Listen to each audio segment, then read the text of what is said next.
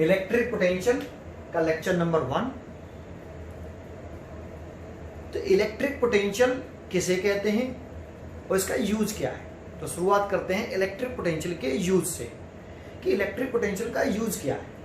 तो जानते हो इलेक्ट्रिक पोटेंशियल एक ऐसी फिजिकल क्वांटिटी है जो चार्ज के फ्लो होने को डिसाइड करती है। अगर चार्ज पॉजिटिव है और मूव करने के लिए फ्री है, चार्ज पॉजिटिव है और मूव करने के लिए फ्री है,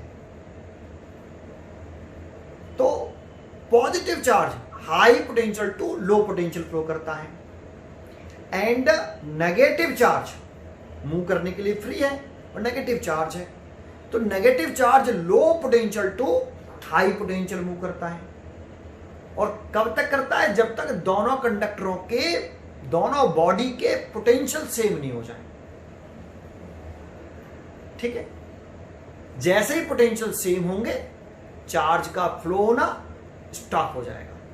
तो इलेक्ट्रिक पोटेंशियल एक ऐसी फिजिकल क्वांटिटी जो चार्ज के फ्लो होने को डिसाइड करती है। बिल्कुल सिमिलरली जैसे हीट एनर्जी के फ्लो होने को कौन डिसाइड करता है? हीट एनर्जी के फ्लो होने को डिसाइड करता है temperature. Heat energy always high temperature से लो टेम्परेचर की तरफ फ्लो करती है। एंड लिक्विड के फ्लो होने को कौन डिसाइड करता है? Pressure. Liquid always high pressure से लो प्रेशर की तरफ फ्लो करता है। बिल्कुल सिमिलरली इलेक्ट्रिक पोटेंशियल चार्ज के फ्लो होने को डिसाइड करता है। ठीक है, इसको थोड़ा सा समझ लेते हैं। तो देखो, एक अगर हम एक कंडक्टिंग प्लेट बना लेते हैं, यहां पर ये एक कंडक्टिंग प्लेट है मेटल की और इसको मैं चार्ज कर देता हूं, ये चार्ज कर दिया। जब इसको चार्ज कर देंगे तो इस कंडक्टिंग प्लेट का कुछ पोटेंशियल भी हो जाएगा, डेवलप हो जाएगा। देखो अभी आगे पढ़ेंगे कि चार्ज का पोटेंशियल के साथ डायरेक्ट रिलेशन होता है। ठीक है, अगर पॉजिटिव चार्ज है तो पोटेंशियल भी पॉजिटिव होगा, नेगेटिव चार्ज है तो पोटेंशियल भी नेगेटिव होगा। ठीक है, ये वाली बात समझ में आती है। तो चार्ज किया तो पोटेंशियल डेवलप हो गया। ऐसे ही मेरे पास एक दूसरी प्लेट है, ये इसको मैंने नेगेटिवली चार्ज कर लिया है, 1 2 3 4 5, ये नेगेटिव चार्ज कर लिया तो पोटेंशियल भी नेगेटिव होगा। तो ये तो पॉजिटिव पोटेंशियल जैसे 2 वोल्ट, नेगेटिव पोटेंशियल जैसे माइनस के 2 वोल्ट, दोनों में से कौन सा पोटेंशियल ज्यादा है? तो प्लस के 2 वोल्ट ज्यादा है, माइनस के 2 वोल्ट कम है। तो हम ये कह सकते हैं कि इसका पोटेंशियल कैसा है, इस प्लेट का पोटेंशियल कैसा है? हाई। तो ये प्लेट हाई पोटेंशियल पर है, हाई इलेक्ट्रिक पोटेंशियल। और इस प्लेट का चार्ज नेगेटिव है तो इसका पोटेंशियल भी नेगेटिव होगा। तो ये प्लेट लो पोटेंशियल पर है, लो इलेक्ट्रिक पोटेंशियल, इलेक्ट्रिक पोटेंशियल की बात कर रहे हैं। ठीक है, ये तो इस प्लेट के बिटवीन एक इलेक्ट्रिक फील्ड डेवलप हो जाएगा। इस प्लेट के बिटवीन एक इलेक्ट्रिक फील्ड डेवलप होगा। इलेक्ट्रिक फील्ड की डायरेक्शन याद है आपको? इलेक्ट्रिक फील्ड की direction positive charge to negative charge, या high potential to low potential भी बोलते थे हम, पीछे इलेक्ट्रिक फील्ड वाले लेक्चर में पढ़ाया। तो ये इलेक्ट्रिक फील्ड डेवलप हो गया। और जैसा कि हम जानते हैं कि अगर इसमें हम एक चार्ज रख दें पॉजिटिव जो मूव करने के लिए फ्री है, अगर फोर्स लगे तो मूव करे, तो इस चार्ज पार्टिकल में फोर्स लगेगा या नहीं लगेगा? तो जैसा मैंने पीछे पढ़ाया था कि कोई भी चार्ज फोर्स एक्सपीरियंस तब करता है जब वो किसी एक्सटर्नल इलेक्ट्रिक फील्ड में प्लेस्ड हो। तो ये वाला charge external electric field E में प्लेस्ड है तो इस पर फोर्स लगेगा। अगर चार्ज पार्टिकल पॉजिटिव है तो फोर्स इलेक्ट्रिक फील्ड की डायरेक्शन में, तो पॉजिटिव चार्ज पार्टिकल का फोर्स इलेक्ट्रिक फील्ड की डायरेक्शन में। अगर चार्ज पार्टिकल नेगेटिव होता है, जैसे दूसरा नेगेटिव चार्ज पार्टिकल रखा, तो इसमें फोर्स इलेक्ट्रिक फील्ड के अपोजिट डायरेक्शन में। इस फोर्स की डायरेक्शन को हम यहाँ वैसे भी समझ सकते हैं। देखो ये प्लेट पर पॉजिटिव चार्ज है और इस पॉइंट ये चार्ज पार्टिकल है वो पॉजिटिव है, ये पॉजिटिव चार्ज को क्या करेगा? रिपेल, धक्का देगा, पुश करेगा। और इस प्लेट पर नेगेटिव चार्ज है, इस प्लेट पर नेगेटिव चार्ज है और ये पॉजिटिव चार्ज, तो नेगेटिव प्लेट इस पॉजिटिव चार्ज को क्या करेगी? अट्रैक्ट। समझ में आता है? Similar charge repel each other और opposite charge attract each other. ऐसे यहां देख लो, ये नेगेटिव चार्ज, ये पॉजिटिव चार्ज तो अट्रैक्ट कर रहा है, ये नेगेटिव और ये नेगेटिव, तो ये रिपेल कर रहा है, तो फोर्स की तो ऐसे भी समझ सकते हैं। अब जरा समझो कि पॉजिटिव चार्ज पार्टिकल का फोर्स इधर लग रहा है तो मूव भी इधर ही करेगा, और जब पॉजिटिव चार्ज पार्टिकल मूव इधर कर रहा है तो किधर से किधर कर रहा है, high potential to low potential move कर रहा है। एंड नेगेटिव चार्ज पार्टिकल का फोर्स इधर लग रहा है तो मूव भी इधर ही करेगा ऐसे, और मूव इधर करेगा तो मूव इधर से किधर कर रहा है, low potential to high potential move कर रहा है। कुछ समझ में आया? तो इसीलिए हम कह रहे हैं कि पॉजिटिव चार्ज अगर मूव करने के लिए फ्री है तो वो high potential to low potential move करता है, और नेगेटिव चार्ज मूव करने के लिए अगर फ्री है तो वो low potential to high potential move करता है। समझ आपको? तो यहाँ पोटेंशियल डिसाइड कर रहा है चार्ज के फ्लो होने को। एक पॉइंट, जैसे एक एग्जांपल से समझ सकते हैं इसको। एक एग्जांपल, जैसे मेरे पास ये दो कंडक्टर हैं, एक कंडक्टर ए, इसको मैंने चार्ज दिया Q1, पॉजिटिव चार्ज दिया है तो पोटेंशियल भी पॉजिटिव होगा, मान लो इसका पोटेंशियल V1।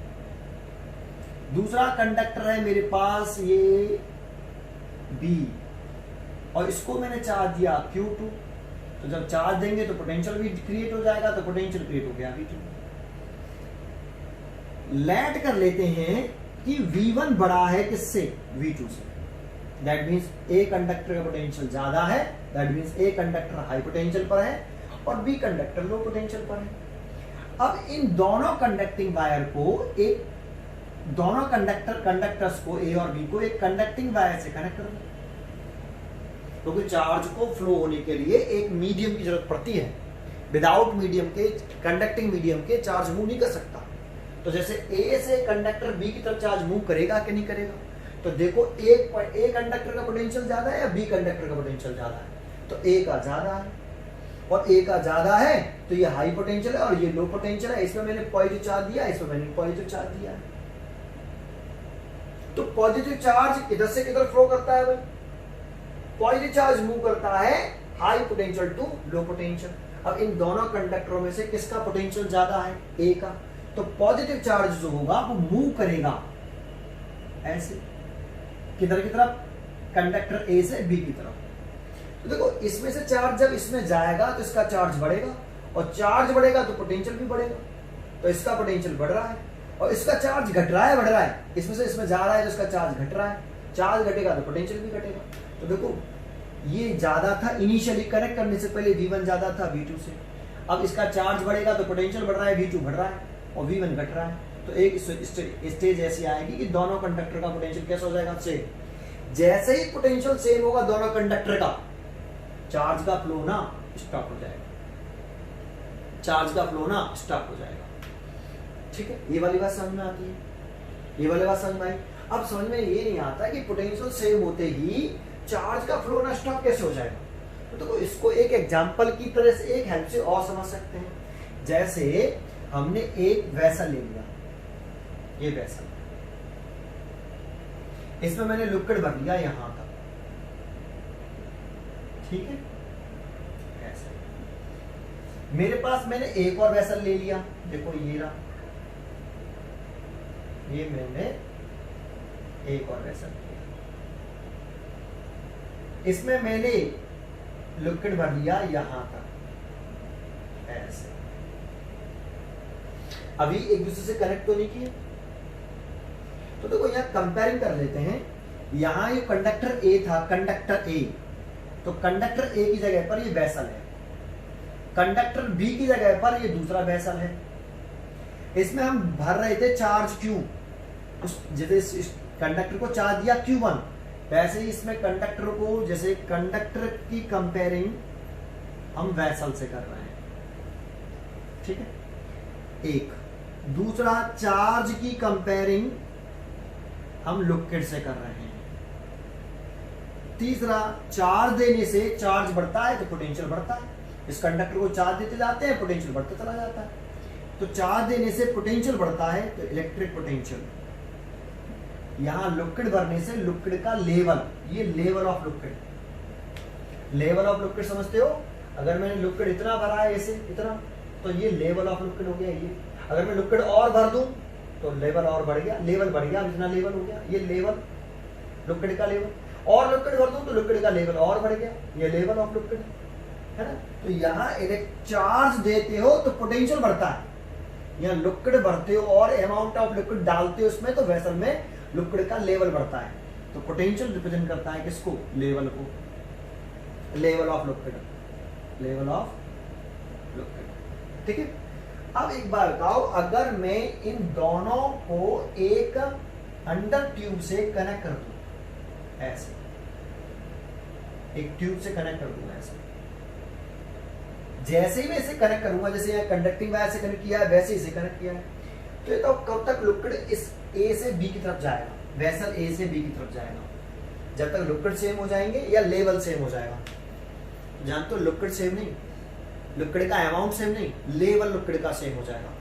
इससे इसमें लिक्विड जाने लगा तो इसका लेवल घटेगा।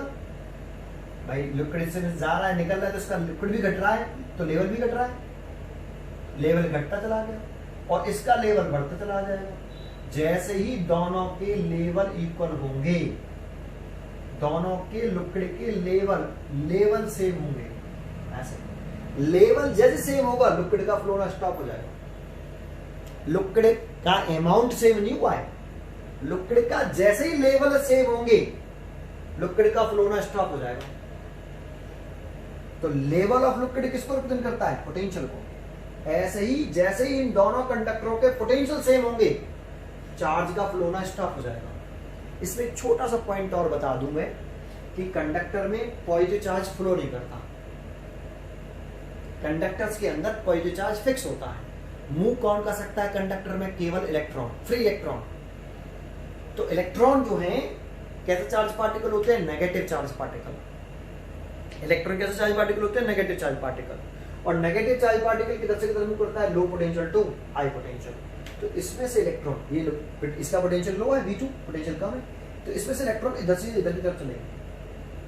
और इलेक्ट्रॉन में तो चार्ज है, जब इलेक्ट्रॉन चलेंगे तो चार्ज फ्लो कर रहा है बी से ए, क्योंकि इलेक्ट्रॉन नेगेटिव चार्ज पार्टिकल है और नेगेटिव चार्ज पार्टिकल मूव करता है low potential to high potential. Conductor में पॉजिटिव चार्ज मूव करने के लिए फ्री नहीं होता, ये हम पढ़ेंगे कैपेसिटेंस वाले टॉपिक में, समझ में आपको। और या फिर हम कहेंगे करंट इलेक्ट्रिसिटी वाले टॉपिक में, फ्लो ऑफ चार्ज के बारे में पढ़ेंगे करंट इलेक्ट्रिसिटी वाले टॉपिक में, सॉरी समझ में, सेकेंड यूनिट में। क्लियर है? तो हम यहाँ पे भी कह सकते हैं कि जो इलेक्ट्रॉन है, अगर इलेक्ट्रॉन कहता तो किधर से किधर मूव करता? इलेक्ट्रॉन कैसा चार्ज पार्टिकल है? नेगेटिव, वो low potential to high potential, that means B conductor से ए कंडक्टर की तरफ। कब तक मूव करेगा? जब तक दोनों कंडक्टर का पोटेंशियल सेम नहीं होता है। जैसे पोटेंशियल सेम हुआ चार्ज का फ्लो स्टॉप हो जाएगा। तो स्केलर क्वांटिटी यहाँ इलेक्ट्रिक पोटेंशियल क्या करती है, समझ में आ गया? ठीक है, चलो आगे बढ़ते हैं। करंट इलेक्ट्रिसिटी के लिए वेरी मोस्ट इंपॉर्टेंट पॉइंट। ठीक है, आगे स्टार्ट करते हैं, आगे सुनते हैं। देखो आप इसे जो भी मैंने पढ़ाया उसको आप ऐसे लिख सकते हो, ठीक है। आगे सुनते हैं। देखो इलेक्ट्रिक फील्ड को, किसी चार्ज का जो इलेक्ट्रिक फील्ड है उसको 3 तरीके से रिप्रेजेंट किया जा सकता है। किसी चार्ज का इलेक्ट्रिक फील्ड, हमने पीछे इलेक्ट्रिक फील्ड पढ़ा कि एवरी चार्ज का एक इलेक्ट्रिक फील्ड होता है। तो किसी चार्ज के इलेक्ट्रिक फील्ड को 3 तरीके से रिप्रेजेंट किया जा सकता है। एक इलेक्ट्रिक फील्ड इंटेंसिटी द्वारा, दूसरा इलेक्ट्रिक पोटेंशियल के द्वारा, और तीसरा graphically, that means electric field lines के द्वारा।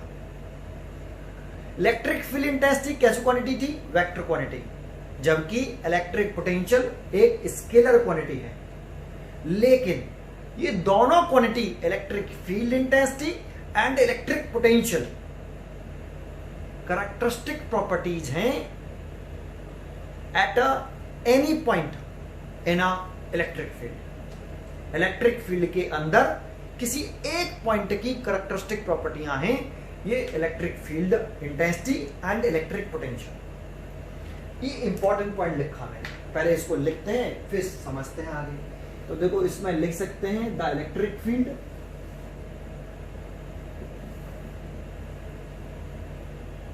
around a charge can be described in a 3 way. Number 1, by electric field intensity, by electric field intensity. E vector. Electric field around a charge can be described in three ways. Electric field intensity, दूसरा by electric potential, by electric potential V, और third graphically, by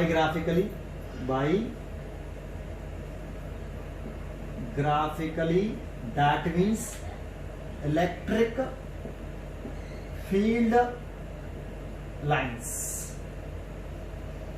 फिर यहां लिख सकते हैं the electric field intensity, the electric field intensity E is a vector quantity. Electric field intensity कैसी quantity थी? Vector quantity. While electric potential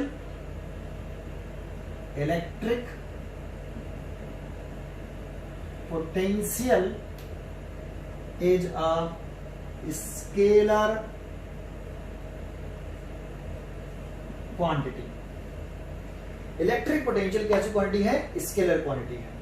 both of these quantities, both of, ये line important है, both of these quantities are characteristic properties, both of these quantities are characteristic properties of any point, एक point in a electric field, याद है आपको? जब भी हम electric field intensity निकालते थे तो हम कहते हैं electric field intensity at point P due to charge Q, electric field intensity at centre due to charge Q. तो इलेक्ट्रिक फील्ड इंटेंसिटी एक पॉइंट की प्रॉपर्टी थी, वो पॉइंट इलेक्ट्रिक फील्ड के अंदर होना चाहिए. इलेक्ट्रिक पोटेंशियल भी ऐसे ही है. Both of these quantities are characteristic properties of any point in a electric field. तो देखो ये इंट्रोडक्शन किया हमने इलेक्ट्रो पोटेंशियल का, कि इलेक्ट्रिक फील्ड जो होता है अराउंड अ चार्ज, उसको डिस्क्राइब कर सकते हैं three way: electric field intensity, electric potential और इलेक्ट्रिक फील्ड लाइंस. तो हम ये रीड कर चुके हैं, ये रीड कर चुके हैं. अब रह गया ये वाला इलेक्ट्रिक पोटेंशियल. लेकिन ये इलेक्ट्रिक पोटेंशियल भी एक पॉइंट का होता है और वो पॉइंट इलेक्ट्रिक फील्ड के अंदर होना चाहिए. ठीक है, ये पहले आपको मालूम होना चाहिए. अब समझते हैं कि ये इलेक्ट्रिक पोटेंशियल डिफाइन कैसे करेंगे, ये इलेक्ट्रिक पोटेंशियल होता क्या है, इसकी डेफिनेशन क्या है, उसको आगे देखते हैं. इलेक्ट्रिक पोटेंशियल, हेडिंग लगाते हैं इलेक्ट्रिक पोटेंशियल.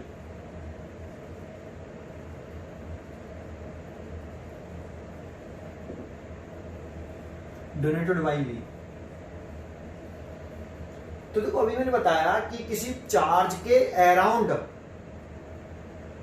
जो इलेक्ट्रिक फील्ड है उसकी एक कैरेक्टरिस्टिक प्रॉपर्टी है ये. ठीक है, उसको रिप्रेजेंट कर सकते हैं इलेक्ट्रिक पोटेंशियल से. तो सबसे पहले एक पॉइंट चार्ज बना लो. इस पॉइंट चार्ज अपने चारों तरफ क्या करता है? एक इलेक्ट्रिक फील्ड जनरेट कर लेता है. तो इस पॉइंट चार्ज ने ये इलेक्ट्रिक फील्ड जनरेट कर लिया अपने चारों तरफ, है ना.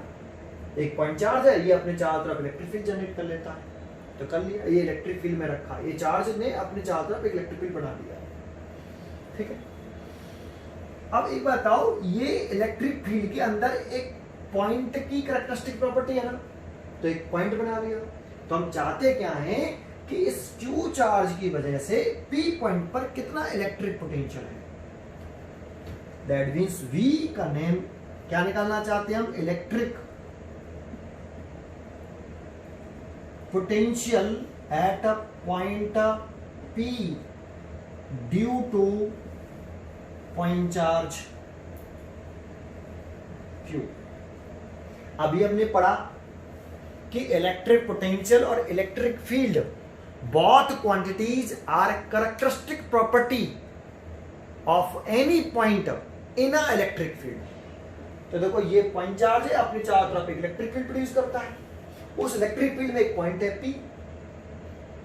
तो एक पॉइंट की कैरेक्टरिस्टिक प्रॉपर्टी थी तो हमने लिखा V electric potential at an point P due to point charge Q। तो इसको डिफाइन कैसे करें? तो देखो इसको डिफाइन करने के लिए हम इन्फिनिटी पे चले जाते हैं, इस पॉइंट चार्ज से इनफाइनाइट डिस्टेंस पर, इस पॉइंट चार्ज से इनफाइनाइट डिस्टेंस पर हम एक टेस्ट चार्ज रखते हैं, टेस्ट चार्ज, उसकी वैल्यू +1 कूलम। आपको याद है ये टेस्ट चार्ज क्या होता था? पीछे मैंने बताया था टेस्ट चार्ज एक इनफाइनाइटली स्मॉल पॉजिटिव चार्ज है जिसका सेल्फ का कोई इलेक्ट्रिक फील्ड नहीं होता। तो एक टेस्ट चार्ज एक इनफाइनाइटली स्मॉल पॉजिटिव चार्ज है, बहुत छोटा चार्ज है जिसका सेल्फ का कोई इलेक्ट्रिक फील्ड नहीं। जब इसका कोई सेल्फ का इलेक्ट्रिक फील्ड नहीं होगा तो वो source charge that means point charge के इलेक्ट्रिक फील्ड को डिस्टर्ब नहीं करेगा। इस पॉइंट चार्ज को हम क्या बोल सकते हैं? सोर्स चार्ज, क्योंकि इसी का तो इलेक्ट्रिक फील्ड है, इसी चार्ज ने इलेक्ट्रिक फील्ड प्रोड्यूस किया है। और ये टेस्ट चार्ज हमने इन्फिनिटी पर रखा है, और ये टेस्ट चार्ज इतना इनफाइनाइटली स्मॉल चार्ज है जिसका सेल्फ का कोई इलेक्ट्रिक फील्ड नहीं होना चाहिए। डेफिनेशन होती है टेस्ट चार्ज की, ठीक है। अच्छा आगे ये हमने इलेक्ट्रिक फील्ड पढ़ाया है, आगे क्या करना है? अब इस टेस्ट चार्ज को एक बात बताओ, अगर इस टेस्ट चार्ज को हम इन्फिनिटी से P पॉइंट की तरफ मूव कराएंगे तो हमें एक्सटर्नल सोर्स के हमें या फिर एक्सटर्नल सोर्स को, हम भी तो एक्सटर्नल सोर्स है, हमें या फिर एक्सटर्नल सोर्स को इस चार्ज को मूव कराने में वर्डन करना पड़ेगा या नहीं करना पड़ेगा? तो सोचो क्यों वर्डन करना पड़ेगा सर चार्ज को मूव कराने में इन्फिनिटी से P पॉइंट की तरफ?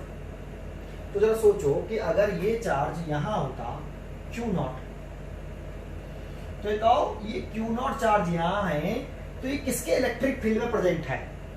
इस Q चार्ज के इलेक्ट्रिक फील्ड में। और जब कोई चार्ज, जैसे ये कोई चार्ज है, ये दूसरे चार्ज के इलेक्ट्रिक फील्ड में प्रेजेंट हो तो फोर्स एक्सपीरियंस करता है। आप कूलम्ब्स लॉ से कह दो कि ये चार्ज इस पर फोर्स लगाएगा, तो ये इस पर फोर्स लगा रहा है। कौन सा फोर्स लगा रहा है? Electrostatic force F। ये इलेक्ट्रोस्टैटिक फोर्स, तो ये चार्ज इस चार्ज को रिपेल ही तो करेगा, क्योंकि ये चार्ज पॉजिटिव है और ये भी चार्ज पॉजिटिव है, तो ये चार्ज इसको रिपेल नहीं करेगा। और ये चार्ज इसको रिपेल कर रहा है तो एक बार तो इस रिपल्सन फोर्स के अगेंस्ट अगर हम इस टेस्ट चार्ज को इन्फिनिटी से P की तरफ ले जाएंगे, ऐसे मूव कराएंगे, तो इस इलेक्ट्रोस्टैटिक फोर्स के अगेंस्ट इस चार्ज को मूव कराने में वर्डन नहीं करना पड़ेगा, एक्सटर्नल सोर्स द्वारा वर्डन नहीं करना पड़ेगा। अपने आप कैसे मूव करेगा वो चार्ज? क्योंकि फोर्स तो उधर लग रहा है उस पर, और ये फोर्स किसने लगाया है? इलेक्ट्रिक फील्ड ने, इस चार्ज ने, इस चार्ज के इलेक्ट्रिक फील्ड ने इस पर फोर्स लगाया है। तो ये वाला चार्ज पार्टिकल इन्फिनिटी से P की तरफ मूव कराएंगे तो इस इलेक्ट्रोस्टैटिक फोर्स के अगेंस्ट मूव कराने के लिए हमें इस पर एक फोर्स लगाना पड़ेगा, हमें भी इस पर एक फोर्स लगाना पड़ेगा, क्योंकि हम इधर मूव कराना चाहते हैं, फोर्स उधर लग रहा है। ये फोर्स लगाया है इस इलेक्ट्रिक फील्ड ने, इस चार्ज ने, तो इसे मूव कराने के लिए इधर की तरफ हमें फोर्स नहीं लगाना पड़ेगा, लगाना पड़ेगा एक्सटर्नल फोर्स लगाना पड़ेगा। तो हमें एक्सटर्नल वर्डन करना पड़ेगा इस इलेक्ट्रोस्टैटिक फोर्स के अगेंस्ट मूव करने में। लेकिन यहाँ एक इंपॉर्टेंट पॉइंट ये है कि हम चाहते क्या है इसमें कि हम इस चार्ज को धीरे धीरे मूव कराएं या फास्ट मूव कराएं। तो इस चार्ज को हम धीरे धीरे, इतने धीरे धीरे मूव कराएं कि उस चार्ज में कोई एक्सेलरेशन डेवलप ना हो, एक्सेलरेशन 0 रहे, दैट मींस कांस्टेंट स्पीड से मूव कराएं, कांस्टेंट स्पीड से मूव कराएं, एक्सेलरेशन नहीं, ऐसे मूव कराना है हमें। सर ऐसे क्यों मूव करना है? तो जानते हो जब स्पीड कांस्टेंट रहेगी, जब स्पीड कांस्टेंट रहेगी, जब एक्सेलरेशन 0 होगा, तो दैट मींस स्पीड अगर कैसी रहेगी, स्पीड या वेलोसिटी कांस्टेंट रहे ऐसे, तो काइनेटिक एनर्जी कैसी रहेगी? काइनेटिक एनर्जी हाफ mv² होता है। ये mass of charge particle test charge, ये स्पीड कांस्टेंट है तो मास कांस्टेंट होता है, तो काइनेटिक एनर्जी भी कैसी रहेगी, कांस्टेंट। और काइनेटिक एनर्जी अगर कांस्टेंट रही तो चेंज इन काइनेटिक एनर्जी कितनी आएगी, तो चेंज इन काइनेटिक एनर्जी आएगी 0, तो काइनेटिक एनर्जी में चेंज नहीं आएगा। और काइनेटिक एनर्जी में चेंज नहीं आएगा तो इस चार्ज को मूव कराने में जो वर्डन करना पड़ेगा वो केवल इलेक्ट्रिक पोटेंशियल एनर्जी के फॉर्म में स्टोर होगा। तो हम चाहते हैं कि जो भी हम चार्ज को मूव कराएं वो सारा के सारा मूव करने में जो एक्सटर्नल वर्डन करना पड़ रहा है, उस एक्सटर्नल वर्डन करने से उस जो एनर्जी स्टोर हो रही है उस चार्ज के अंदर वो इलेक्ट्रिक पोटेंशियल के फॉर्म में हो, काइनेटिक एनर्जी के फॉर्म में नहीं हो। तो इसीलिए हमने यहां एक पॉइंट बनाया है, एक पॉइंट पर कॉन्सेंट्रेट कर रहे हैं कि हमें इस चार्ज को इतना स्लोली मूव कराना है जिससे उसमें एक्सेलरेशन दैट मींस उसकी वेलोसिटी इंक्रीज नहीं हो। जब वेलोसिटी इंक्रीज होगी तो एक्शन डेवलप होगा। तो हम चाहते हैं कि वेलोसिटी कांस्टेंट रहे, और वेलोसिटी कांस्टेंट रहेगी तो एक्शन 0 रहेगा, और एक्शन 0 रहेगा तो वेलोसिटी कांस्टेंट रहेगी तो काइनेटिक एनर्जी कांस्टेंट रहेगी, काइनेटिक एनर्जी कांस्टेंट रहेगी तो चेंज इन काइनेटिक एनर्जी कितनी आएगी, 0। तो काइनेटिक एनर्जी में कोई चेंज नहीं आएगा। ठीक है, तो जो भी एक्सटर्नल वर्डन करेंगे हम इस चार्ज को मूव कराने में वो वर्क डन इस चार्ज में स्टोर होगा in the form of electric potential energy, electric potential के फॉर्म में। टॉपिक ही क्या है, इलेक्ट्रिक पोटेंशियल। इलेक्ट्रिक पोटेंशियल भी तो एक वर्क डन ही होगा, इलेक्ट्रिक पोटेंशियल एक वर्क है। इतनी बात समझ में आ रही है पहले? तो अब जरा ध्यान दें कि इस चार्ज को मूव करा रहे हैं इधर की तरफ, इसमें एक पॉइंट और बोलता हूं, तो इसमें एक्सटर्नल फोर्स लगाना पड़ेगा हमें ऐसे, और हम ये चाहते हैं कि इसमें एक्शन 0 रहे। तो एक्शन 0 कब से रहेगा, एक्शन 0 करने के लिए ये एक्सटर्नल फोर्स जो लगा रहे हैं वो इक्वल हो किसके, इलेक्ट्रोस्टैटिक फोर्स के। अगर एक्सटर्नल फोर्स इस इलेक्ट्रोस्टैटिक फोर्स के इक्वल होगा तो इस चार्ज पर कितने फोर्स लग रहे हैं, अब 2, और दोनों मैग्नीट्यूड में कैसे हैं, सेम, और डायरेक्शन में कैसे हैं, अपोजिट। तो नेट फोर्स कितना होगा, net force on charge, net force on Q naught, ये 0 रहेगा। और नेट फोर्स 0 रहेगा तो mass into acceleration 0, net force is equal to mass into acceleration, तो एक्शन 0। तो हमें ये वाली बात लेके आनी है ना, एक्शन 0 कैसे हो जाएगा, तो एक्शन 0 करने के लिए एक्सटर्नल फोर्स इस तरह से लगाएं कि इलेक्ट्रोस्टैटिक फोर्स के जस्ट बराबर हो। सर अगर बराबर होगा तो चार्ज पार्टिकल मूव ही नहीं करेगा। तो ये देखो हम क्या करते हैं इसमें कि एक्सटर्नल फोर्स F से स्लाइटली ग्रेटर ले लेते हैं, स्लाइटली ग्रेटर, और स्लाइटली ग्रेटर लगेंगे तो थोड़ा सा मूव कर जाएगा उधर की तरफ, मूव करेगा धीरे धीरे स्लोली स्लोली, और उसके एक्शन कितना मान लेंगे, 0। इसका एनर्जी कैसी मान लेंगे, कांस्टेंट। चेंज का एनर्जी कितनी, 0। का एनर्जी में कोई चेंज नहीं आ रहा है मूव कराने से, लेकिन वर्डन करना पड़ रहा है एक्सटर्नल सोर्स के द्वारा। समझ में आया यहाँ तक? ठीक है, ये सब पॉइंट समझ में आया आपको? ठीक है, अच्छा एक पॉइंट और बोल देता हूं अभी, चलो बाद में बताऊंगा उस पॉइंट को, पहले इतना समझ में आया, पहले आपको ये वाला पॉइंट समझ में आया? तो एक बात समझ में आई कि इस 1 कूलम चार्ज को, टेस्ट चार्ज को इन्फिनिटी से P पॉइंट तक ले जाने में हमें इस इलेक्ट्रोस्टैटिक फोर्स के अगेंस्ट क्या करना पड़ेगा, वर्डन करना पड़ेगा, और ये वर्डन ही इस P पॉइंट का क्या कहलाएगा, इलेक्ट्रिक पोटेंशियल कहलाएगा।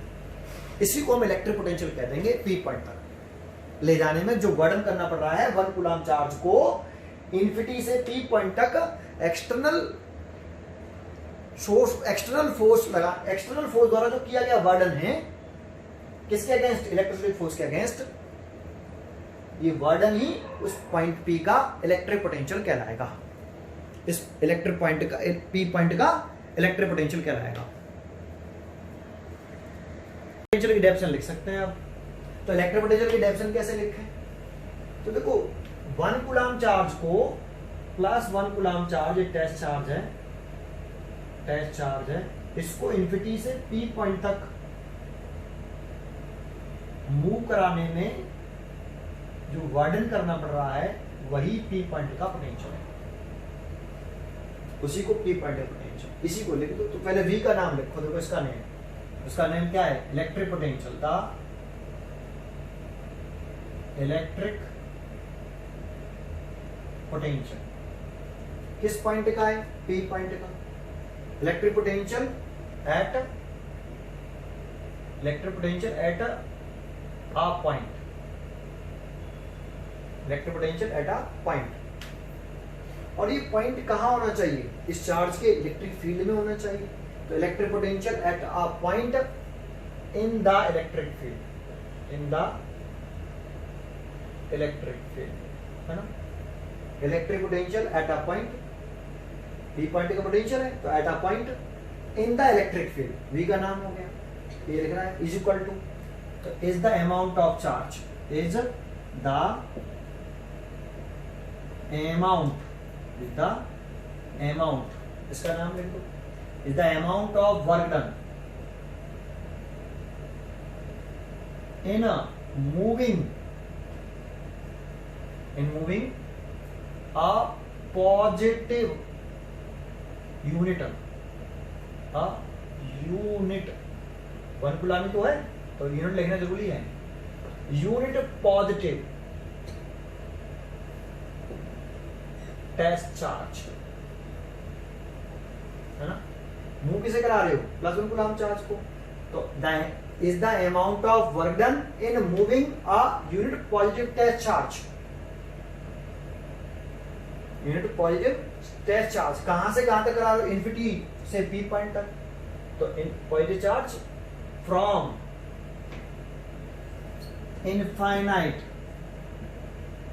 Infinity to that point, that point मतलब किस पॉइंट का पोटेंशियल निकाल रहे हो? P पॉइंट का। Electric potential at a point, तो ये जो एट अ पॉइंट है उसी पॉइंट तक ले जाना है।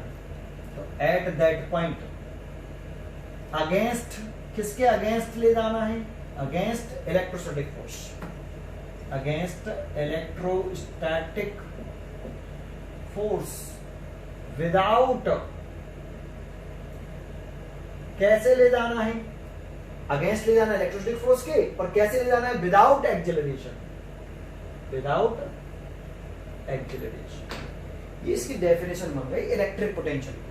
The electric potential at a point, V का नाम लिख रहे हैं, electric potential at a point in the electric field is the amount of work done in moving a unit, unit लिखना जरूरी है, पॉजिटिव टेस्ट चार्ज, यूनिट लिखना जरूरी है, from infinity to that point, a point मतलब P point का, और इसी पॉइंट तक लाना है at that point, to that point, against electrostatic force, electrostatic force के अगेंस्ट, विदाउट एक्सेलरेशन। ऐसे डेफिनेशन लिख सकते हो आप इसकी। इतनी बात समझ में आई? ठीक है, आगे इसमें देखते हैं हम इसका फॉर्मूला कैसे बनेगा। तो देखो इसका फॉर्मूला यहां लिखता हूं। तो देखो amount of work done in a moving +1 coulomb charge, तो इन्फिनिटी टू P, ये बर्डन हो गया, amount of burden moving +1 coulomb charge, यही तो पोटेंशियल होता है। तो 1 कूलम चार्ज को मूव कराने में कितना बर्डन करना पड़ रहा है? पोटेंशियल के बराबर, इलेक्ट्रिक पोटेंशियल, ये डेफिनेशन तो है। तो and then amount of work done in moving Q0 charge, coulomb charge, 1 coulomb charge को मूव कराने में वर्डन करना पड़ता है पोटेंशियल के बराबर। तो Q कूलम चार्ज को मूव कराने में कितना वर्डन करना पड़ेगा? Q0 चार्ज को, Q0 कूलम चार्ज को मूव कराने में कितना वर्डन करना पड़ेगा? तो input to P Q0 into B। 1 coulomb charge को मूव कराने में वर्डन करना पड़ता है पोटेंशियल के बराबर, तो Q0 चार्ज को मूव कराने में कितना वर्डन करना पड़ेगा? Q0 इंटू V के बराबर। तो V इज इक्वल टू लिखें, तो V इज इक्वल टू यहां से लिखें, तो infinity to P over Q0, ये फॉर्मूला बन गया। और देखो ये किस पॉइंट के तक इन्फिनिटी से P ला रहे हैं, तो ये P पॉइंट का पोटेंशियल है। आप P पॉइंट भी लिख सकते हैं यहाँ पर, P पॉइंट ऐसे, ठीक है। तो ये फॉर्मूला बन गया। तो Q0 चार्ज को इन्फिनिटी से P पॉइंट तक लाएंगे तो इतना वर्डन करना पड़ेगा, लेकिन P पॉइंट का पोटेंशियल इतना होगा। अगर Q0 की वैल्यू कितनी रखें? +1 कूलम, तो देखो ये वाला लाइन आ जाएगी जो कि डेफिनेशन है। समझ में आया? तो ये इलेक्ट्रिक पोटेंशियल का हम फॉर्मूला लिख सकते हैं इस तरीके से। समझ में आया आपको यहाँ तक? ठीक है, आगे रीड करते हैं। अब इसकी पढ़ लेते हैं यूनिट ऑफ इलेक्ट्रिक पोटेंशियल। अगर टॉपिक पढ़ रहे हैं यूनिट ऑफ इलेक्ट्रिक पोटेंशियल, तो इन एसआई सिस्टम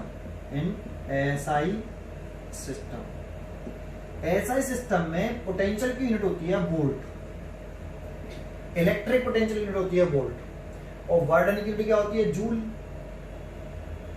और चार्ज की कूलाम।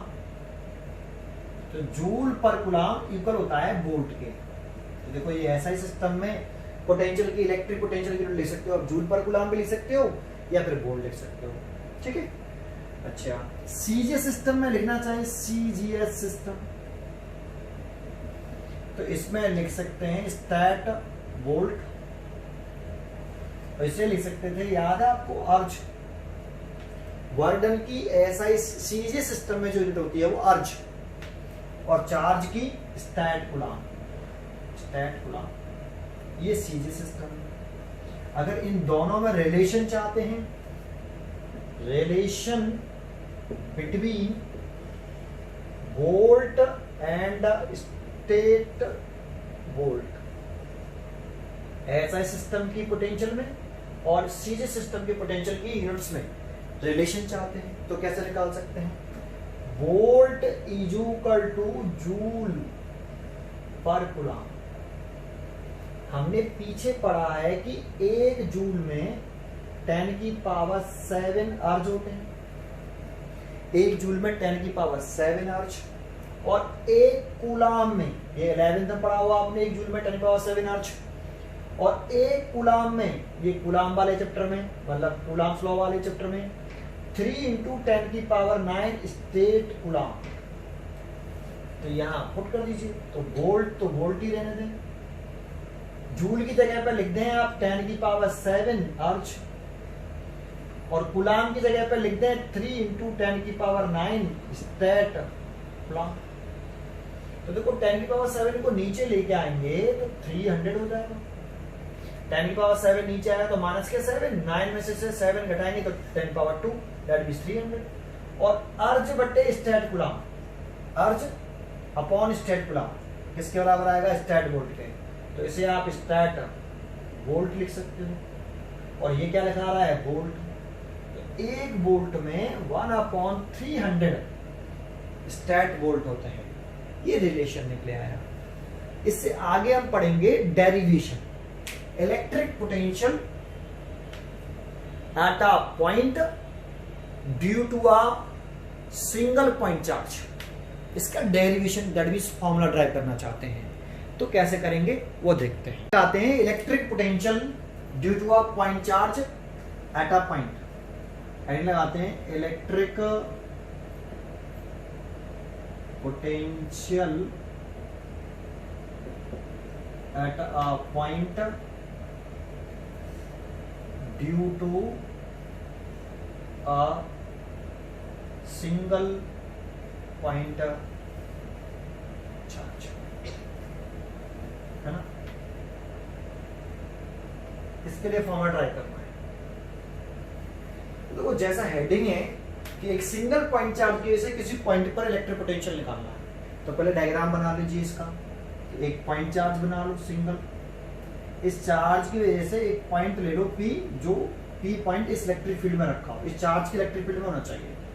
रख दिया, कितनी डिस्टेंस पर है इससे? r डिस्टेंस पर है ना? इस पॉइंट पर इलेक्ट्रिक पोटेंशियल का फॉर्मूला ड्राइव करना है due to point charge Q।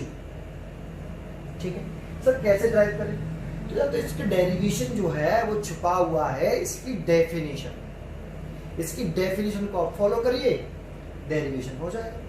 तो इसकी डेफिनेशन क्या कहती है कि आप इनफाइनाइट पे चले जाओ, इस चार्ज से कहां चले जाओ? इनफाइनाइट पर, इस चार्ज से इनफाइनाइट पे चले जाओ। यहां पर एक टेस्ट चार्ज रख लो, unit positive test charge, unit positive test charge. Definition में जाओ, उसमें साफ लिखा है यूनिट पॉजिटिव टेस्ट चार्ज, रख लो।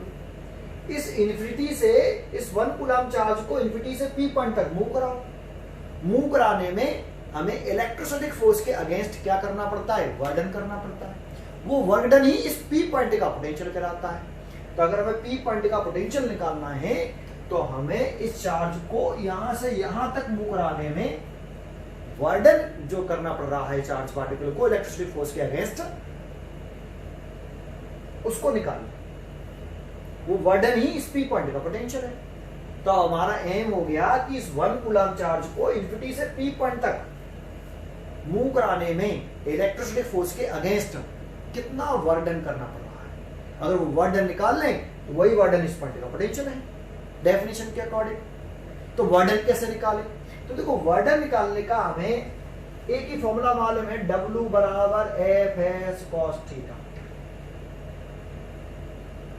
है ना। तो पहले हम इन्फिनिटी से मूव कराना चाहते हैं ना पी पॉइंट तक, तो इन्फिनिटी और पी पॉइंट के बिटवीन एक स्मॉल सेगमेंट, एक स्मॉल डिस्टेंस मूव करने में स्मॉल वर्क डन निकालेंगे पहले, फिर उसका क्या कर देंगे इंटीग्रेशन, टोटल वर्क डन निकाल लेंगे। तो पहले हम इन्फिनिटी और पी पॉइंट के बिटवीन एक स्मॉल सेगमेंट में मूव करने में वर्क निकालेंगे। जैसे ये एक स्मॉल सेगमेंट मान लिया, ये ए और ये बी, तो कितना मूव कराना चाहते हैं? तो ए से बी कराएं या बी से ए? तो इन्फिनिटी से पी कराना ना, तो ए से बी कराना। तो यहां पर एक टेस्ट चार्ज रख लिया, यहां पर रख लिया +1 कूलम चार्ज, ये और इसको ए से बी तक मूव करा दें ऐसे। कितना डिस्टेंस मूव कराया? dx। और ए से बी तक मूव कराने में स्मॉल डिस्टेंस dx मूव कराने में स्मॉल वर्क डन निकाल लें, ठीक है। और उसका फिर स्मॉल वर्क डन निकाल लें। ऐसे बहुत सारे स्मॉल सेगमेंट होंगे, एक ऐसे छोटे छोटे बहुत सारे स्मॉल सेगमेंट, उन सब में वर्क डन निकालें और ऐड कर दें। ऐड कर दें दैट मींस इंटीग्रेशन कर दें, तो टोटल वर्क डन निकल आएगा, ठीक है। तो अब स्मॉल वर्क डन कैसे निकालें? तो देखो वर्क डन निकालने के लिए डिस्प्लेसमेंट चाहिए, तो डिस्प्लेसमेंट तो कितना हो गया dx। फोर्स चाहिए, तो देखो ये वाला चार्ज इस चार्ज के इलेक्ट्रिक फील्ड में रखा है। देखो यहां दो तरीके से एक पॉइंट समझ सकते हो कि देखो आप क्या कर सकते हो, या तो आप ये करिए, ये यहां से ये डिस्टेंस कितनी है x, या तो आप ये करिए कि इस चार्ज की वजह से ए पॉइंट पर इलेक्ट्रिक फील्ड टेस्ट निकाल लीजिए। Electric field intensity at point कितने पर, ए पर, due to Q charge. Electric field intensity का फॉर्मूला मालूम है, due to point charge, Q over Q के ऐसे किस पॉइंट पे निकालना चाहते हैं? ए पॉइंट पर। तो क्यू और ए तक के बीच की सेपरेशन कितनी मानी है? x। क्यू और ए पॉइंट तक की सेपरेशन x मान ली, तो x²। और इस चार्ज की वजह से इस पॉइंट पर इलेक्ट्रिक फील्ड की डायरेक्शन ऐसे होगी, पॉजिटिव चार्ज से। अब ये तो ये इलेक्ट्रिक फील्ड इस चार्ज ने प्रोड्यूस किया इस जगह पर, तो और ये चार्ज इस इलेक्ट्रिक फील्ड पर प्लेस्ड है, और जब कोई चार्ज इलेक्ट्रिक फील्ड पर प्लेस्ड होता है तो उस पर फोर्स लगता है। तो electrostatic force on Q0, F बराबर Q0 E, ये फॉर्मूला पढ़ा है, F बराबर QE। तो इस पर फोर्स लग रहा है Q0 पर, और ये Q0 इलेक्ट्रिक फील्ड E में रखा है, तो Q0 E, और E की वैल्यू पुट कर दें। तो F equal to Q0, E की वैल्यू 1/4πε0 Q ओवर x²। तो F की वैल्यू निकल आई 1/4πε0 Q0 ओवर x²। आप ऐसे कर सकते हो, या आप डायरेक्ट कर सकते हो कूलम्ब्स लॉ द्वारा कि ये चार्ज इस पर फोर्स लगा रहा है, तो डायरेक्ट लिख सकते हैं इलेक्ट्रोस्टैटिक फोर्स ऑन Q0, इसकी वैल्यू कितनी मानी हमने? +1 कूलम। डेफिनेशन में यूनिट पॉजिटिव चार्ज था, ड्यू टू Q, ये चार्ज इस पर फोर्स लगा रहा है, कूलम्ब्स लॉ से निकाल लो 1/4πε0 Q0 Q ओवर इन दोनों के बीच की शॉर्टेस्ट सेक्शन कितनी है? x। लेकिन यहाँ Q0 की वैल्यू कितनी है? 1 कूलम, तो मैं 1 कूलम भी लेके चलूंगा, ठीक है ना। इन दोनों का मल्टीप्लाई करना है ना कूलम्स लॉ में, Q1 Q2, तो Q1 Q हो गया और Q2 1 कूलम हो गया, तो Q1 × Q, और इन दोनों के बीच की शॉर्टेस्ट सेक्शन x²। तो ये फोर्स लगाएगा तो रिपेल करेगा, तो ये फोर्स लगा दिया। या तो आप पहले इलेक्ट्रिक फील्ड निकालो, इस इलेक्ट्रिक फील्ड में चार्ज रखा है, फिर फोर्स निकालो। ऐसे भी कर सकते हो और डायरेक्ट भी कर सकते हो, मैंने डायरेक्ट कर दिया। क्लियर है? ये कौन सा फोर्स है? Electrostatic force. अब देखो फोर्स उधर लग रहा है और मूव इधर करा रहे हैं, तो इस इलेक्ट्रोस्टैटिक फोर्स के अगेंस्ट ही तो मूव करा रहे हैं, तो स्मॉल वर्क डन कितना करना पड़ेगा? तो लिख लें small work done in moving plus 1 coulomb charge from A to B against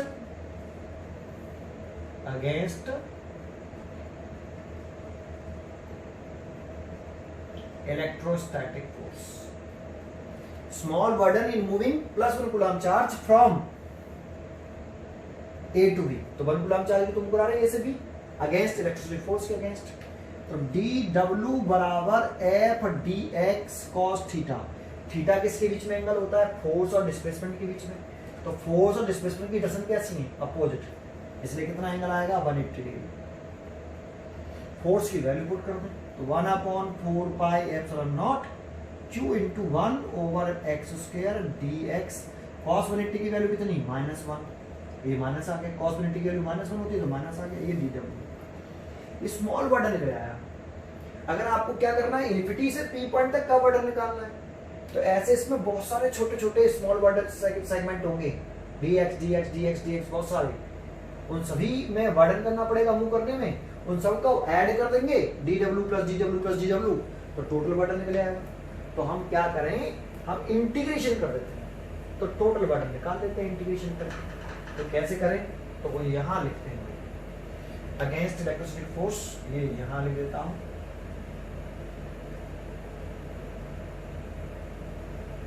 और यहाँ कर देते हैं. तो नाउ इसके बाद अगर हमें टोटल वर्डन निकालना है, टोटल वर्क डन इन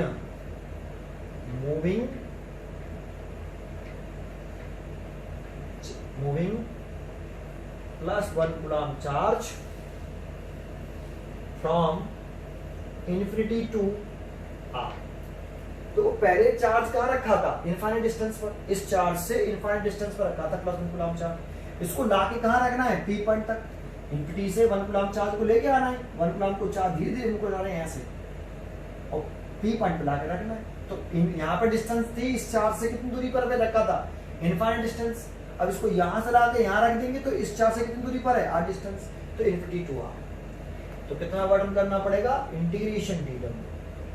इंटीग्रेशन dw. इंटीग्रेशन का मतलब होता है इंटीग्रेशन बनाए SUM से, सम से. तो dw प्लस dw बहुत सारे. उन सबको ऐड कर लिया तो टोटल वर्डन निकल आया. वैल्यू पुट कर दें dw की. तो dw की वैल्यू कितनी है? -1/4 pi epsilon 0 q into 1 over x square और dx. किसके रेस्पेक्ट में डिवीजन हो रहा है? x के रेस्पेक्ट में. तो x को छोड़कर सारा बाहर आ जाएगा. तो x को छोड़कर बाहर निकाल लें तो -1/4 पाई एप्सिलॉन 0 और q इंटू 1 ये बाहर आ गया. इंटीग्रेशन x की पावर 2 है, ऊपर ले जाएंगे तो x की पावर -2 dx. देखो किसके रेस्पेक्ट में डिवीजन कर रहे हैं? x के रेस्पेक्ट में. तो लिमिट भी x की आएगी. तो यहाँ पर x कितना है? इनफाइनाइट. और यहाँ पर x कितना है? r. सर ऐसे कैसे? तो देखो इसको ऑरिजिन मान लो. इसको ऑरिजिन मान लोगे तो यहाँ पे x बराबर 0, यहाँ पे x बराबर r, यहाँ पे x बराबर इन्फिनिटी. तो इन्फिनिटी से r डिस्टेंस मूव करा दो. Infinity to r. ठीक है. इन्फिनिटी टू r ही तो मूव कराना है. इन्फिनिटी से p पॉइंट तक लाना है तो इन्फिनिटी टू r. इंटीग्रेशन कर दो. इंटीग्रेशन का फॉर्मूला आता है x की पावर n dx ये वाला. लेकिन ये फॉर्मूला कब तक वैलिड है? जब तक n की वैल्यू कितनी नहीं है? -1 नहीं होनी चाहिए. n की जो वैल्यू है -1 को छोड़कर कुछ भी पावर हो सबके लिए वैलिड है. क्या फॉर्मूला होता है? x की पावर n+1 ओवर n+1. अब इस फॉर्मूले में चेक करो n की जगह पर कितना है? -2. n की जगह पर -2 रख दो तो -1/4 pi epsilon 0 q into 1. Integration कर रहे हैं तो फॉर्मूला लगाएंगे तो इंटीग्रेशन हट जाएगा, साइन हट जाएगा. तो -2 + 1 एंड -2 + 1 और लिमिट हो गई इन्फिनिटी टू r. लिमिट हो गई इन्फिनिटी टू स्मॉल r. यहाँ तक आ गया. ठीक है. आगे देखते हैं. इंटीग्रेशन कर देते हैं. अब आगे सॉल्व कर दो इसको. इसके और इंटीग्रेशन कर दिया, सॉल्व कर देना. तो देखो यहाँ करें. ये डायग्राम निकाल, ये वाला डायग्राम निकाल, ये डाल देता हूँ. आगे सॉल्व कर देते हैं.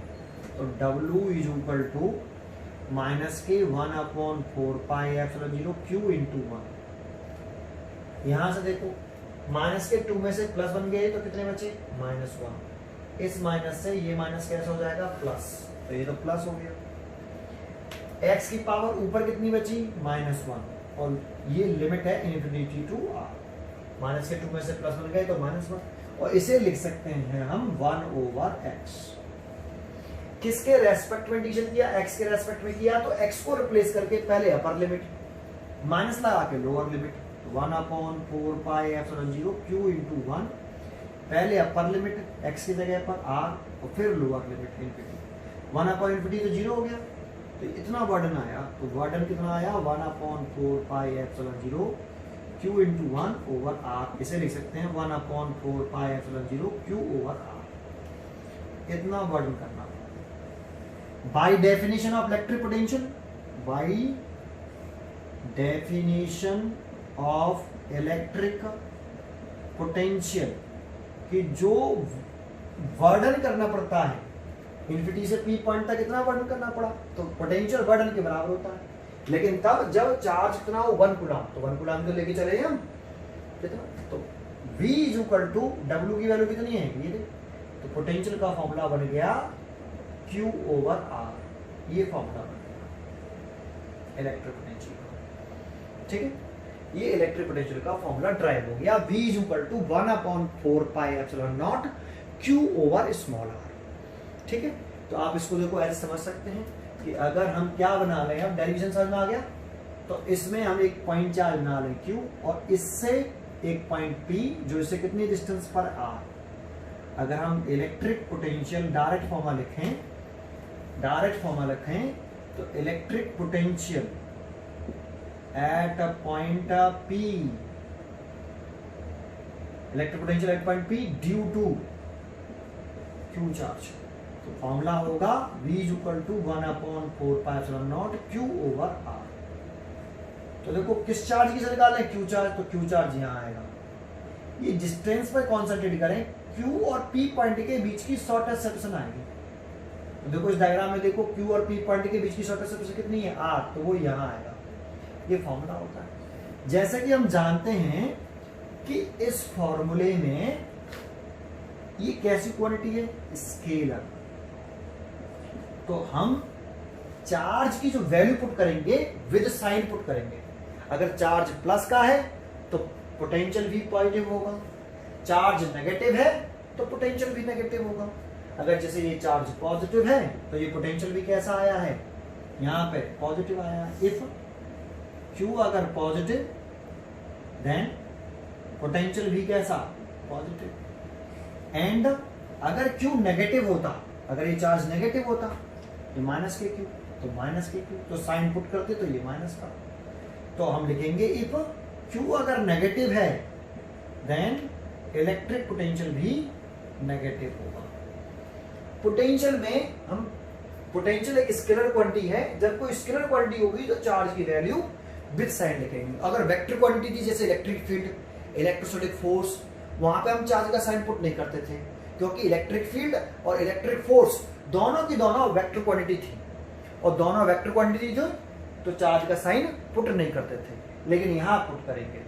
क्लियर है, ये वाली बात समझ में आती है? ठीक है, आज के लिए इतना ही। कल के लेक्चर में लेक्चर नंबर 2 आगे पढ़ेंगे। Thank you.